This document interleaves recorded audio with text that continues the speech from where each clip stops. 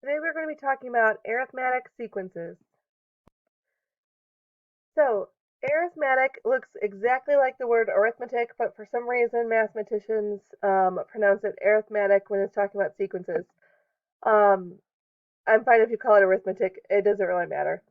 Today we're going to be talking about something called the recursive rule for arithmetic sequences. The first thing to note, though, is that a sequence is just a list of numbers. And these lists of numbers can follow patterns. So if you look at number 1, for instance, from 13 to 17 to 21, and then all the way to 25, notice that we are adding 4 each time. So we're going to continue to add 4 to get the next 3 numbers. So 29, 33, and 37.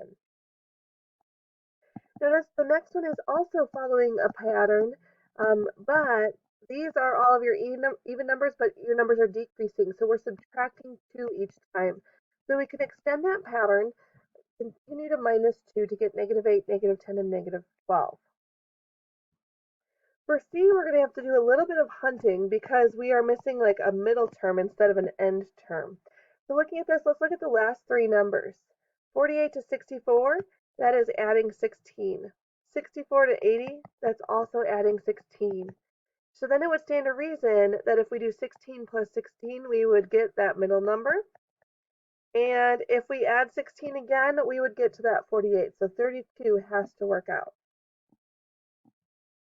So take a moment and look at D. 3 to what, and then what to 9.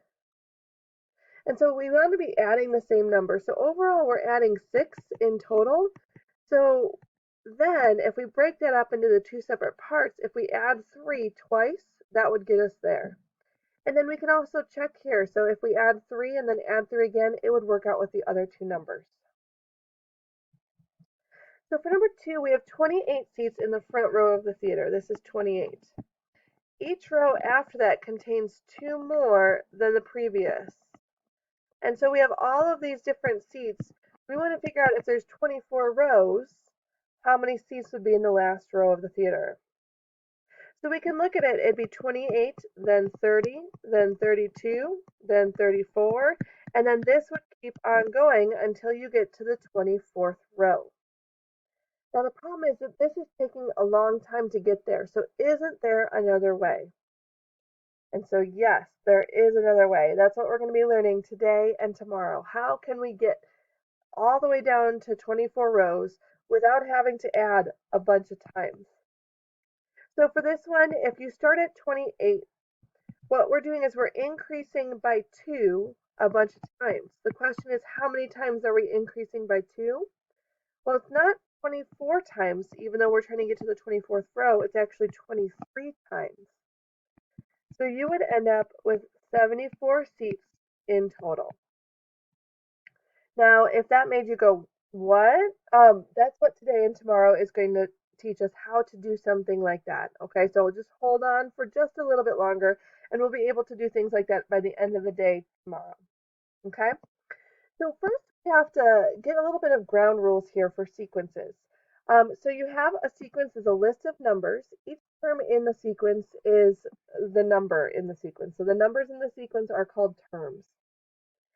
If something is arithmetic, again, that's our new word here, arithmetic, that means it has a common difference, okay?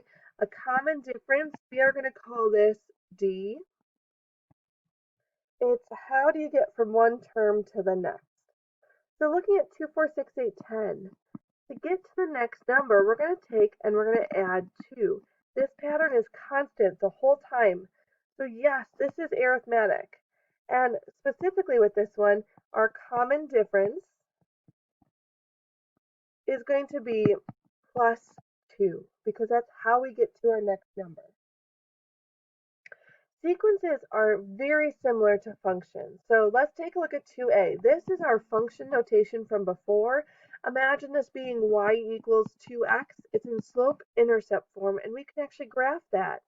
Our y-intercept is 0, and our slope is 2, so we can go up 2, right 1, or even down 2 and left 1. Now, if we graph all of these points here, we would say, okay, since it's a function, we would go ahead and connect those because we can plug in 1.5 and get an answer. So our domain here is going to be negative infinity to positive infinity, as is our range because it's left and right and up and down for forever. And that is because our function is continuous. If you compare this to the sequence 2, 4, 6, 8, here's what we're going to do. We are going to go ahead and graph this. Our first number is 2, our second number is 4, third, fourth, and fifth are 6, 8, and 10 respectively. So that's what we're going to use to graph it. 1 for your x is going to stand for my first term is 2. My second term is 4. My third term is 6. Fourth term is 8. And fifth term is 10. For these 5 points, my domain would be 1, 2, 3, 4, and 5. That's talking about which term number I'm on, where my range would be 2, 4, 6, 8, and 10.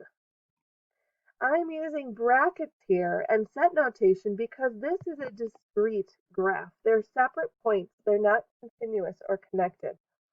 So sequences, if you compare this to the function next to it, it looks very similar because it's the same points. You're adding 2 each time. But the problem is, it doesn't make sense for me to say, what would my 1.5 term be? It doesn't work for sequences. So sequences are discrete. Let's go ahead and take a look at a couple of sequences here. So you can see that they're sequences because they're just a list of numbers. We want to figure out, are they arithmetic? And if they are, what is our common difference? And again, we're going to call that D. So to get to 9 to 5, 5 to 1, 1 to negative 3, and negative 3 to negative 7, each time here we are subtracting 4. Because we are subtracting the exact same number each time, this is arithmetic, and our common difference is negative 4. To go from 7 to 8, we're adding 1. 8 to 10 is adding 2. 10 to 13 is adding 3, and then plus 4. There's a pattern here. You can distinctly see, hey, it's plus 1, 2, 3, 4. The next one's going to be plus 5. But the problem is this is not arithmetic because these are different numbers you're adding each time. How about this next one? We're adding 0.25 and then 25 again, 0.25 again. So even though they're decimals, yes, this is arithmetic because we are adding 0.25 each time. So that makes our common difference 0.25. So that's the first thing, is being able to recognize, is it arithmetic? Then we need to be able to write about the sequence. So that's what this notation is saying. N stands for the term number. So this is talking about where you are in the sequence. So I could say the first term is 2. So my first term is saying n equals 1. That's my first term. This is kind of like an x value.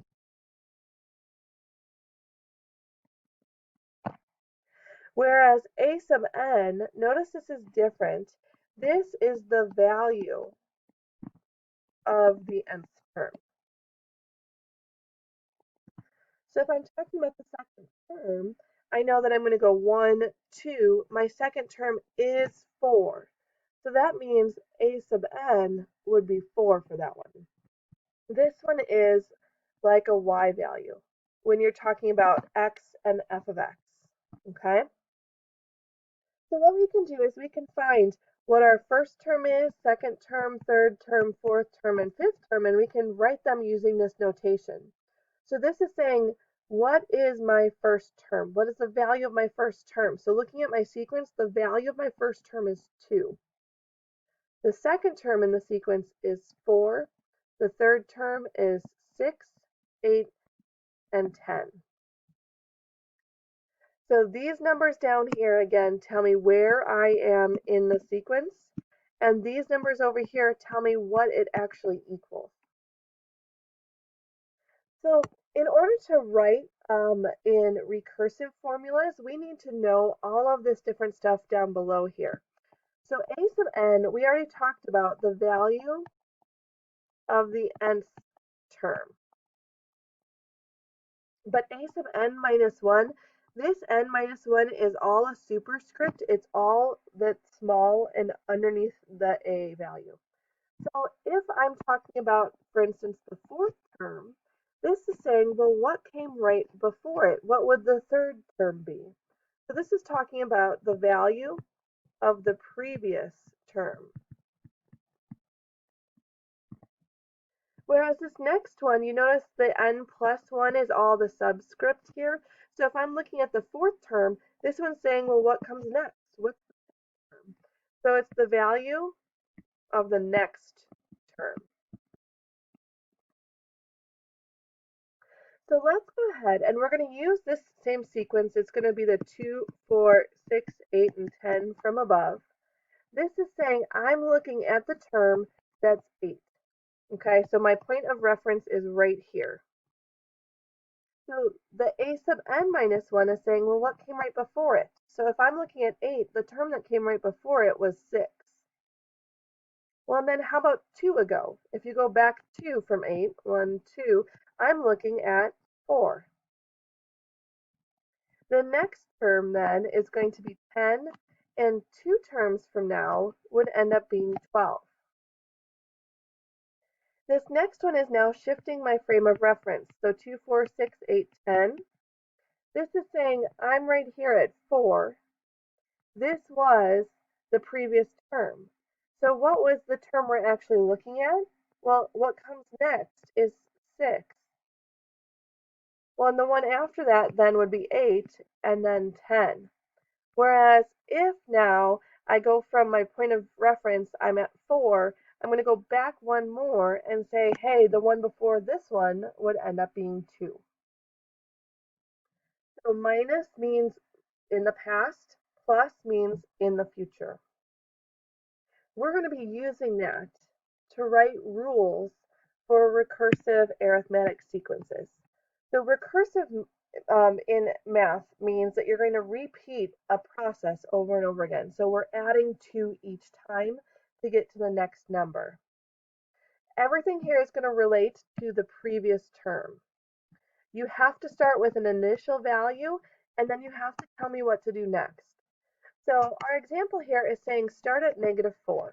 Okay, so -4. And it's saying add 6 each time to get to the next number. So if I take -4 and I add 6, I end up at 2. Add 6 again, and I get 8. Add 6 again, and I get 14. So I am repeating my addition, and I'm starting at -4. We are going to write our recursive rule that represents the sequence we just did. So the recursive rule has 2 things. You have to tell me the first term. So we're going to write it as a sub 1 equals a number. And so the a sub 1 means where am I starting? So this part right here is saying start at -4. That's phase 1. Phase 2 is saying how do I get to my next term? So if I'm looking at a term, what I'm going to do is I'm going to take the previous term. That's what this a sub n minus 1 stands for. And what do I want to do to that? This is saying add 6 to that. So this is saying add 6 to get to the next term.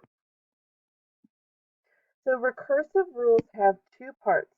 Tell me where to start and tell me how to get to the next number. And the reason being, let's look at this example over here. I'm going to highlight this in green. So it's saying, okay, add 3 to get to the next number. Okay, so we could say to get to the next number, add 3. But if I want to actually come up with the first 4 terms of the sequence, how do I know where to start? I can't just write add 3. I have to know where to start. So you have to tell me the starting value. You need both parts. So let's go ahead and actually use this. These are examples from above. We're going to write the recursive rule for each of these. And rather than rushing it to make sure it fits in this video, what I'm going to do is I'm going to pause and I'm going to start another video just again to make sure that I'm not rushing it at all.